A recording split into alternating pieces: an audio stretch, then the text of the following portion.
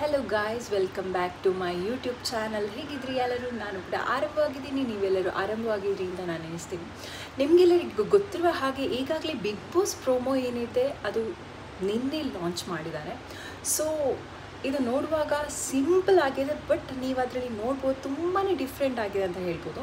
ಯಾಕಂದರೆ ಇಷ್ಟು previous season 1 season 11 ತನಕ ಒಂದು ಪ್ರೋಮೋ ಏನಿತ್ತು ಅದು ಸ್ವಲ್ಪ ಗ್ರ್ಯಾಂಡ್ ಲುಕ್ಕಾಗಿ ಒಂದು ಬೇರೆನೇ ಥರ ಇತ್ತು.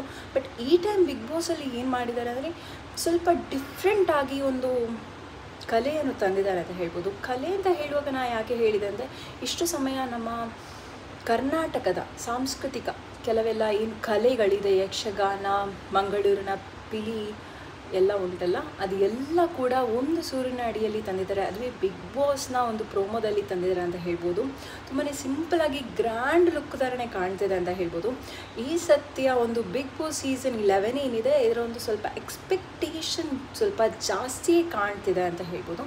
ಯಾಕಂದರೆ ಪ್ರೋಮೋ ನೋಡುವಾಗ ಎಲ್ಲ ಕರ್ನಾಟಕದ ಏನೆಲ್ಲ ಕಲೆಗಳಿದೆ ಅದರಲ್ಲಿ ಕಾಣಲಿಕ್ಕೆ ನಮಗೆ ಸಿಗ್ತದೆ ಅಂತ ಹೇಳ್ಬೋದು. ಪ್ಲಸ್ ಇನ್ನೊಂದು ಏನಂದರೆ, ಈಗ ಸೆಪ್ಟೆಂಬರ್ 28 ಏನು ಬಿಗ್ ಬಾಸ್ ಸೀಸನ್ 12 ನಾವೀಗ ನೋಡಲಿಕ್ಕೆ ಸಿಗ್ತದೆ. ಅದರಲ್ಲಿ ತುಂಬ ಕಂಟೆಸ್ಟೆಂಟ್ ಕೂಡ ಕೆಲವರ ಫೇವ್ರೆಟ್ ಕೂಡ ಆಗಿರಬಹುದು.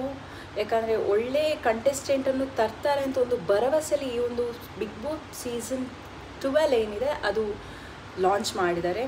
ಹಾಗೆ ಅಡ್ವರ್ಟೈಸ್ಮೆಂಟ್, ಸ್ಪಾನ್ಸರ್ಶಿಪ್ ಕೂಡ ಸ್ವಲ್ಪ ಜಾಸ್ತಿ ಕಾಣಲಿಕ್ಕೆ ಸಿಗ್ತದೆ. ಈಗ ನಾನು ಪ್ರೀವಿಯಸ್ ಸೀಸನ್ 11 ನಾನು ನೋಡಿದರೆ ಅಂದರೆ ಕಂಪೇರ್ ಮಾಡಿದರೆ ಈ ಸತಿ ಬಿಗ್ ಬಾಸ್ ತುಂಬಾ ಒಂದು ಸ್ಪೆಷಲ್ ಆಗಿದೆ ಅಂತ ನೋಡ್ಬೋದು.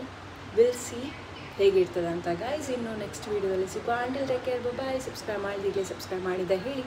Love you all.